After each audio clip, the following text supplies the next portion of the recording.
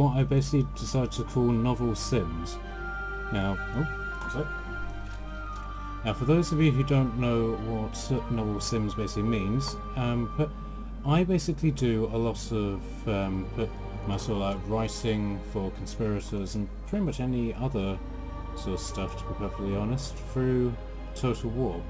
Now, this is basically where I get a lot of my ideas for how battles go, how various campaigns go. I do a lot of role playing on this off the camera, so this is basically where the majority of my inspiration is going to come from. Now, in this particular circumstance, this is basically going to be a battle that occurs at some point in Book 2. Now, if you're wondering why Book 2, it's because Book 1 has basically been written, but all of the battles have occurred in that, and I can't be asked to make any changes to that. So, yeah, basically that's why. So we are basically going to take a dive into a battle for Book 2, and I legitimately have no idea where this battle is going to go. Okay, so let's start off with the various sides. This guy is basically us as the narrator, simply because the game can't work any other way. So, this is the Athenian army. Now, in the book, and anybody who wants to shout out spoilers, go ahead. Right? This is Alistair's army. Now, Alistair is the Prince of Athens. But not historically accurate, because Conspirators is fantasy. So anyone who's got a problem with that, go fuck yourself. Now, Alistair in Book 1 has basically been fighting a massive war against Rome. I won't say where that goes because, obviously spoilers, and I don't want to give anything away. But this is basically an alliance that Alistair has formed together to fight the last vestiges of the Roman regime that he has been overthrowing. Or attempting to overthrow, I should say. Okay, so this guy himself here is Alistair. Alistair is basically widely considered to be one of the best warriors in the entirety of the world of conspirators. Which is very vast, I will say. I'm very proud of the world building that I've been doing for it. So, which is why his bodyguard are at maximum level. Now, the majority of his army comes from veterans of a war against the Carthaginian-like forces in the south, who at one point had been colonized by Rome and have rebelled. So in doing with his original alliance with Rome, he had basically been fighting them on his borders. He is basically the Prince of Athens, with Athens being a principality under Roman rule. So that's why a lot of his army is very veteran. The ones that aren't are fresh conscripts. So, namely these guys. Okay? Obviously, sizing and everything, this is like a sample of what we would have, simply because, well, I don't have the computer power to do the reality of the armies. Okay, so this guy. This guy is General Flaregon, who is basically the Julius Caesar of the Roman kingdom. In Conspirators, Rome is a kingdom. It's not an empire, it's not a republic, it is a kingdom. It has a king, and basically, but aside from that, everything else is the same in the Roman system, just bar the fact that they have kings. Okay? So, but again, he has been at the forefront of fighting the war against the Carthaginian rebels, hence why a lot of his army is veteran. Okay? And this is the army of Baranus. Now, Baranus is the leader of the Gothic forces that live adjacent to Athens, basically in between the Roman territories and the Athenians. Now, her army, by virtue of it, what it is, where it is very veteran. It's defeated Rome a number of times, but the fact that their leaders have decided not to expand is the only reason why Rome is still alive. Now, bar the fact that obviously the general here is going to be male, this is Baroness. Now, I don't know if you can tell, but the majority of her army are females. That is actually deliberate, that is something which I've incorporated into the books. She considers herself to be an Amazonian, and her example, shall we say, spreads throughout her people, so women are widely accepted in her army, whereas they're not in the armies of Rome and Athens, which sort of makes her a folk hero to... Fuck. Yeah. So she is basically quite the folk hero to pretty much everybody who's been oppressed by the male regimes, which is why her army is always so massive. Because people like defecting from Rome and Athens to enjoy these better rights that they experience in the realm of Gothicum. Okay, now opposing them are the remnants of the Roman forces. Now, the idea is that we're approaching a point similar to where Caesar took control of the Roman Republic. So Caesar has the best legions, whereas the vestiges of the old system don't, and that's basically what's reflected here. They have very large armies, fielding, the sort of better units, shall we say, in terms of statistics. And these are their allies in the sort of south, because that is basically where this battle will occur. Now let me just do some final touches, just to make things interesting. I will... I'm there. Now I will say, I have legitimately no idea what is going to happen in this battle. I haven't rigged it in any kind, and whatever is going to basically happen here is what is going to stay in the book. Now, this won't be the only simulation that I'm going to do, there will be others, but majoritively this is the battle that is going to sort of like go in the stories. Now, you might be asking, what's the point of this? So basically what is going to happen, I am going to start the battle, control solely this guy, and ensure that he does absolute fuck all, and just watch what happens with the rest of the battle. So let's see how that goes. And hopefully the game will not derp out. Now this map was chosen very deliberately. As you can see in that centre bit there is a raised hill. Hopefully whenever the game loads we'll be able to get a better look at it. Alright. Okay.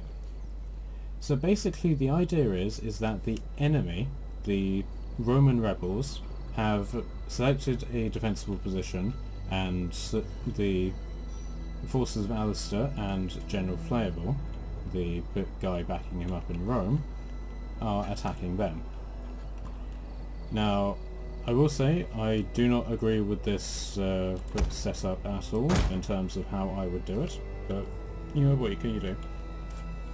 Okay, so it looks like Athens has basically taken up majoritively the left flank. Yeah, so where actually is Alistair? Here he is. So Alistair, being a very reckless sort of commander and just general person, is obviously more or less in the centre, and he looks like he's going to be the one leading the charge. Okay, next to him is Baroness, who... let's just pretend that one's Baroness there. Okay, so it looks like she's basically just going to be doing the exact same thing with him, going full out into the battle, which is very ironic because that is pretty much how she would act in her situation. We've got all of the different cavalry units on the side. Now, the Social Extraordinary are actually quite significant. I chose them over normal equites, which would be more with this sort of time, simply because Flavor is an infantry commander by virtue of the fact, I wanted to give him some character flaws. And so he basically has employed this dude called Turgon. Now, Turgon is a very debaucherous and, in terms of nobility, very hateful character. But he has a redeeming quality, other than how the readers sort of feel for the character, in that he is a brilliant cavalry chief, or general, or whatever. So that's basically why I've chosen Social Extraordinary, because those are the cavalry units that Turgon himself has actually built up to be in Flavor's army. Here's Flavor here. Now, Flavor is one of those generals who doesn't actually do that much fighting himself, but in terms of how he behaves in battle, he's usually that guy who, basically doing what we do here. He sort of sits at the back of the battle, having more or less established his battle plans with his legates, and set the plan in motion, and will basically just sit back at the battlefield and simply watch it happen, communicating by horn blasts and messengers delivering orders to basically see how the battle turns out. It will only be when the battle starts going to shit that he'll start getting involved, which obviously isn't going to be mirrored here because admittedly he is at the back of the line, but he is still in the thick of it. Alright, so let's have a look at the opposing team. Need more whiskey. Now, they've chosen a very defensible position. There are enemy units here, I'm assuming. So let's start off with the king of the southern forces. Now, during the point of this book, the South is in civil war of its own, so I don't know which king this is going to be. I'm discovery writing it, which basically means the story is developing in a very non-scripted way from my writing potential. So this dude could literally be anybody. It could be the guy who the story of the South is being told by. It could be one of his enemies. It could literally be anybody. Okay, so that's the king. I'm guessing the enemy generals for Rome are in this area here. Again, I don't know who those people are in terms of the characters. They could be... Well, I suspect I know which that one of them is going to be, but I'm not going to say who it is because, again, spoilers. So yeah, we got two sorts of enemy generals, very sort of Cassius and Brutus-like, I suppose, would probably be the best way of describing that. But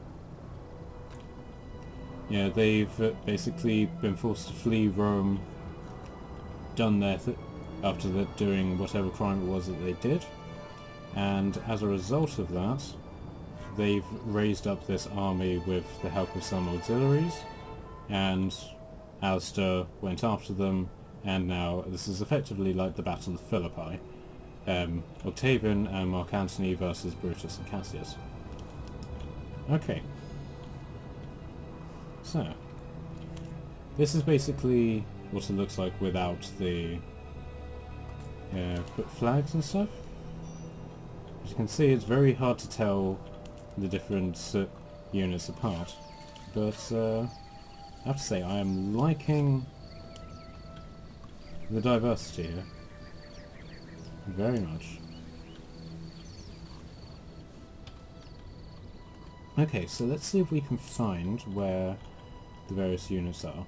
So we have the Social Extraordinary with Turgon. Now, Turgon always favoured being on the right, so we can assume that this dude here is Turgon. Okay. Now, the story of Flavor's army is that it was the only army that was able to stand against the forces of the south and come up unbloodied, hence why they're so veteran.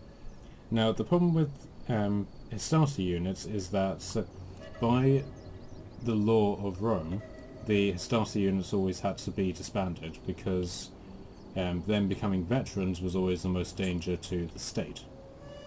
Hence why the Hastati are the least experienced, because they are fresh troops being trained up. Okay, so we then have all of these spearwomen for Baroness. As I said, the German army of Gothica, they were by definition really powerful. They were fighting constantly. So by virtue of that, they're in a state of not necessarily brilliant veterancy, but still quite veteran. Now, like Favour, Baroness is an infantry commander, so she focuses less on cavalry than her infantry, which is why the cavalry units aren't as particularly powerful. Now, the Hex Bearers are effectively her personal guard, shall we say. But even though she's got like a bodyguard contingent, the Hex Bearers of Gothica were her sort of like chief battering force against any opponent that they went up against. But I'm talking too much, so let's get started with the battle. Okay, so everybody is moving all of a sudden, so as a Favour is making a run over there for some reason. Okay. Baroness is falling back, and it looks like the army is completely reforming. The enemy is attacking our ally! That's why I put the camera there, so we wouldn't have to be bothered by that way. So Alistair appears to be falling back, but it looks like the entire army is basically reforming into a sort of central battering hammer, while the entire Carthaginian and Roman force is basically half waiting for to see what's happening and charging out to meet them. Now the field artillery is already taking a lot of damage, which isn't really that surprising because these guys have the sort of like high ground.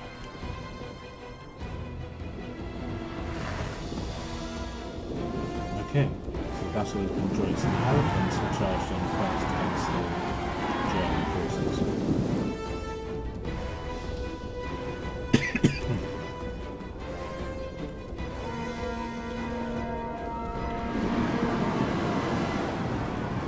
Okay, so we've got arrows flying in that direction, and we've got the Social Extraordinary attacking this entire force all by itself.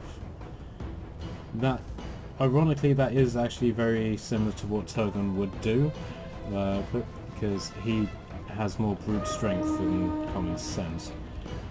But it looks like some of the Germans are already being beaten back. Let's get rid of all these flags.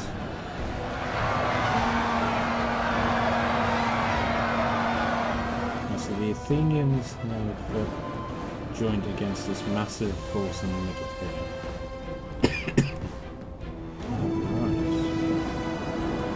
Looks like a lot of the... looks like the Germans are taking the full brunt of the attack, but I don't understand why this cavalry isn't engaging the artillery. They've got them in perfect position, but they don't, which is weird. Yeah, just to put this in perspective, pretty much this big S shape is all the Athenians, and the Romans are all bottled up in this one bit here, with the Carthaginians engaging on this flank. Okay, so these guys have now engaged the artillery, so that now frees up this artillery to bombard this central bit, but whether they do that or not is another question. It looks like Turgon has been completely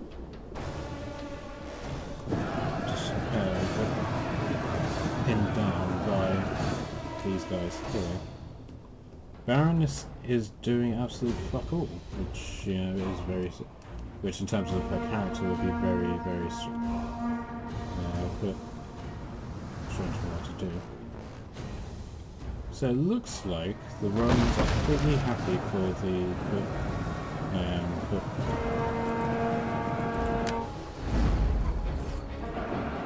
so yeah, it looks like the Romans are completely happy to let their artillery get destroyed. I mean, admittedly, the Carthaginian forces are pinned in here. These guys aren't doing anything else. They're not even backing up the cover.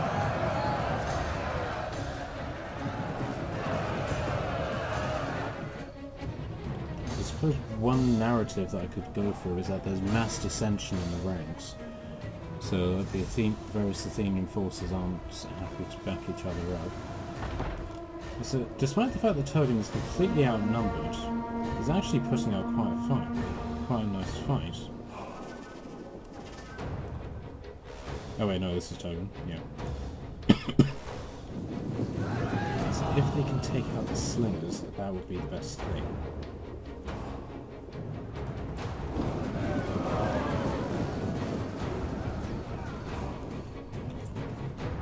So what's happening in the middle? So Fable has come over to put, sort of bolster the troops, as it were, as Alistair. Okay, so the Athenian conscripts are starting to break. The first cohort of Icefeld's army are basically holding back this, all of these guys, pretty much single-handedly. Okay, so now these guys have come over to hold the cavalry, but they've allowed the Carthaginian king to get away. And so these guys have been able to chase Turgon off. And it looks like his other forces are getting ready to do a charge. This charge is basically the only thing that's going to stop these guys from completely outflanking the force here. Okay, so we've got some cavalry for Carthage breaking over here. We have lots of units that aren't committed. Are these guys still firing? Yeah, it looks like it. But where exactly are they shooting? Let's go to slow-mo.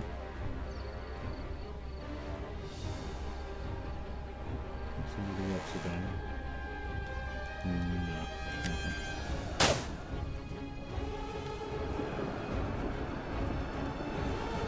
Okay, so Alistair has taken quite a beating.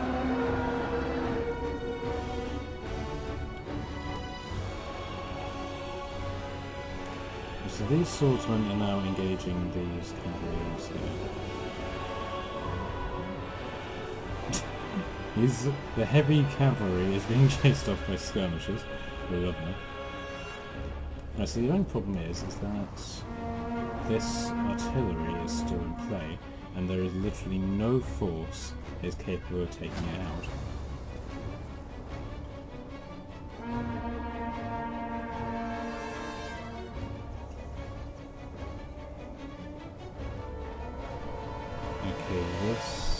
I think this is going to be very close, to say the least. I think this is going to be very close. Alright. I think this is just going to be like the stage where the lines are just going to be completely battering against each other. Now, if the... Ooh, Fable's engaging an entire cohort by himself.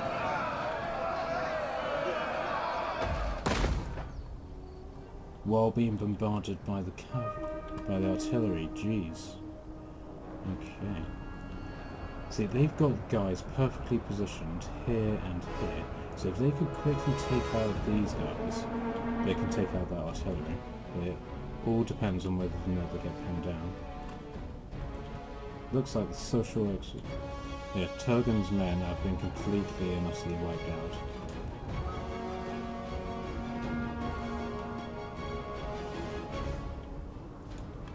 And the Roman main line has just been completely compacted into this tiny space. So in reality, they wouldn't be able to operate at all. It would be just like Hannibal at Cana, where the units were just completely overwhelmed, but completely unable to function, and as a result, they just completely compacted. So if the Athenians and the Germans could break through this line, which admittedly does not look like it's going to happen, they'd be able to close up this gap here, and the remaining cavalry would be able to sweep up all of these missile troops and just charge straight in there and be able to take them out.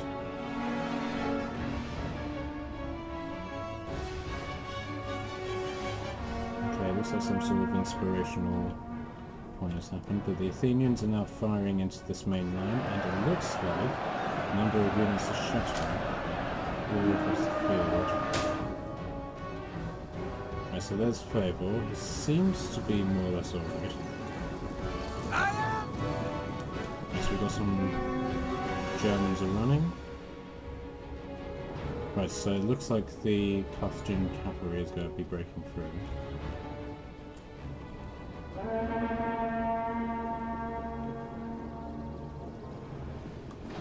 Yeah, it looks like the Germans have taken the full brunt of this attack. It doesn't look like anybody is going to be able to... The enemy general is dead. Okay, so... that looks like it's one of the... Wait, was it this guy? Who was it? Yeah, it was one of the Roman generals. And as a result, his men look like they're getting their asses kicked now. I think it was that guy.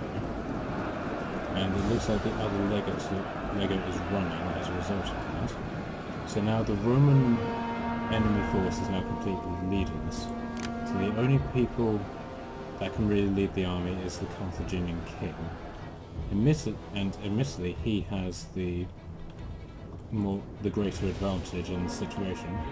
But he's got loads of cavalry with him, and a good bit of infantry with him as well.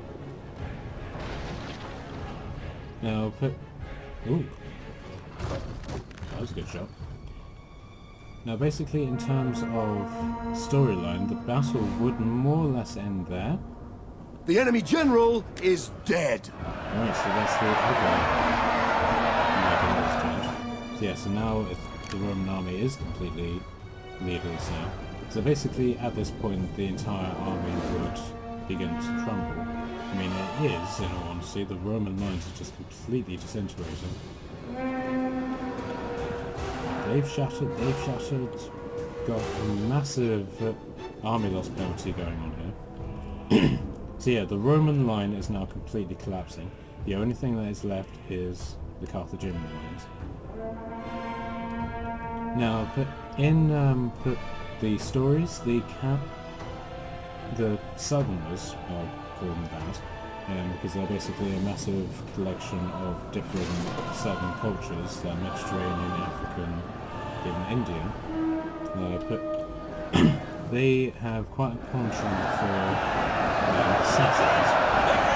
So in this particular case, what they'll probably do is try and take out the generals. So we've got Flavor there, who's been engaged by what's left of the Roman line. And then we have Alistair, who is... Our allies' general has fallen. Okay, so that's Baroness dead. Okay. Too late, these guys come to save them. Oh, Flavor was fighting these guys to protect Baroness. So too late, the battle is turning in our favour. The Athenians come to try and save her. And with the Roman lines collapsing, it looks like they're able to start surrounding her. It doesn't look like word has gotten through to the Germans that Barons is dead yet. They're still fighting harder than ever.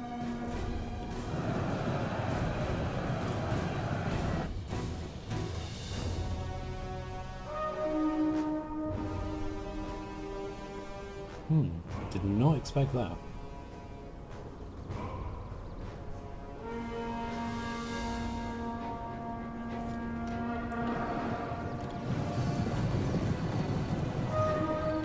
So they're just doing a cycle of charge retreat into these guys.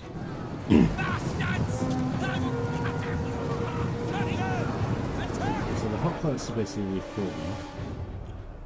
I suppose they've sort of like they're starting to run out of steam going up against these guys. They can't outflank them, because going up here will be too difficult. They can't, and the time it will take them to go around here will be too long. And we've got cavalry starting to waver. But if they can basically just take, if these pikemen can take out this cavalry unit, which doesn't look like they're doing. The enemy general is dead. Oh no, he is dead. They say he might have charged into spear units, and now the Carthaginian elite army should start connecting.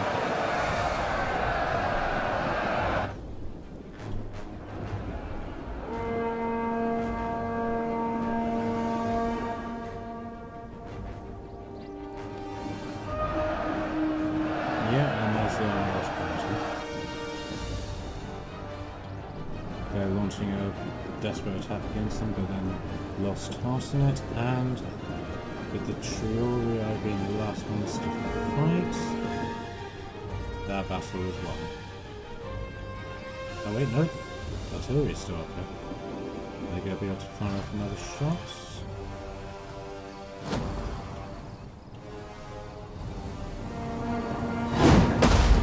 Ooh, that was a good shot. I wish I could do that, first-person shooting thing with these guys. That'd be awesome. Okay, hit and a miss. Oh no, two misses. What are people doing? Why are they attacking those guys? They're completely chilled out of the fact they're under attack. They really don't give a crap.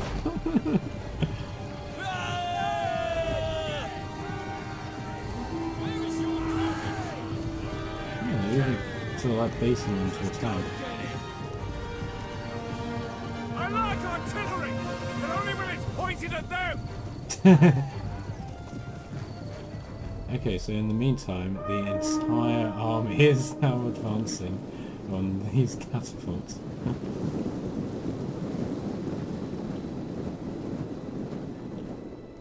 Oh jeez, that is a lot of dead guys.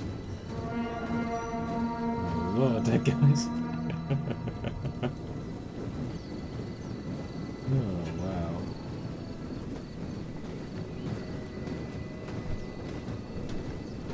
The entire army is completely exhausted.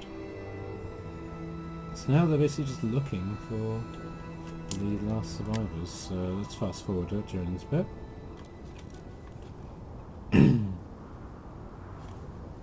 Oh, that's actually sped anything up.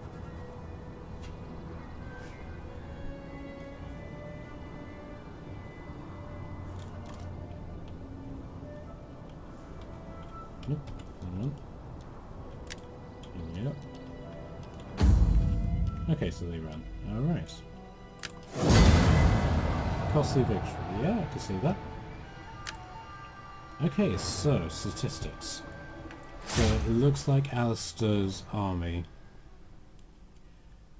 surprisingly actually took the full brunt of that attack, but in all fairness, they had the most troops, so they could sort of like run with that. So Alistair himself killed a decent amount. The cavalry seem to have done the most work, with the pikemen doing a very decent job, particularly these guys. Thorax swordsmen, not so much. Okay, archers did a reasonable enough job. Okay, so Flavor's army. Oh yeah, I forgot to mention, these guys are... they're not Syrian archers, they're Dacian archers, but I couldn't find a unit for that, so that's why they're there. Because Flavor was basically the governor of Dacia. Forgot to mention that. Okay, so the Stasi, yeah, pretty average for Stasi. But in all honesty, his army actually did the least amount of work. Yeah, so he suffered the least amount of losses, but, yeah, but barely did anything. His army is the most intact out of the entire lot. Yeah. Right, so Baroness. Now, Baroness was killed. Okay, let's start with that. So, Baroness being the queen and sole ruler of the Goths would leave a very shitty situation for all of those lot. Now, her cavalry was completely wiped out, but that's not surprising because the Goths don't focus on cavalry. The archers, yeah, they did okay, but as I said, but the Goths mainly focused on attack infantry as opposed to anything else. So the Berserkers, they kill-wise they didn't do too badly, but you know, staying alive they did really well. The Hex Bearers, they did quite a good job. The Spear Wall, you know, that got completely annihilated, as well as the Spear Wall here, like the Amazonian forces. But yeah, they did the least amount of kills, but at the same time they were the ones who sort of like led the attack. So if anyone's going to, you know, be destroyed and sort of like do an okay job, then you know it'll be them. So let's have a look at the rebels. Now, both legates were killed, so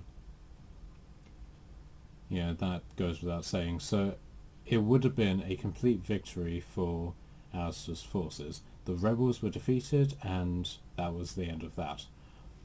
But the army can basically just be dealt with as it comes. So more or less, their army was completely destroyed. So not counting the time that we skipped for them to gather prisoners, to run enemies down with cavalry, this entire army was effectively wiped out. Same with this one. I didn't actually see what happened to the elephants. I'm actually really pissed off about that. Obviously they died, but I would have liked to have seen how they died. I completely missed that, and I apologise for that. That was really stupid of me. Should have focused on them entirely. But yeah, it seems to have been the Carthaginians that basically did all of the damage against these guys. Particularly these two formations here. Now I'm surprised at this one, because this was just like a standard conscript army. These guys were supposed to be the sort of the attack squad for the king, but these guys killed over 100 more enemies than these guys, so I'm really surprised at that. Alright guys, so that is basically the end of this novel simulation.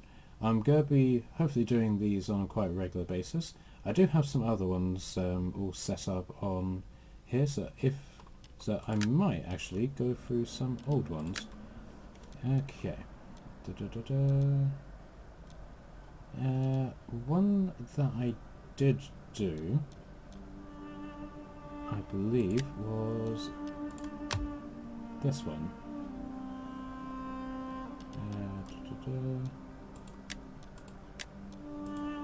No, it seems to have completely swapped all of the units out.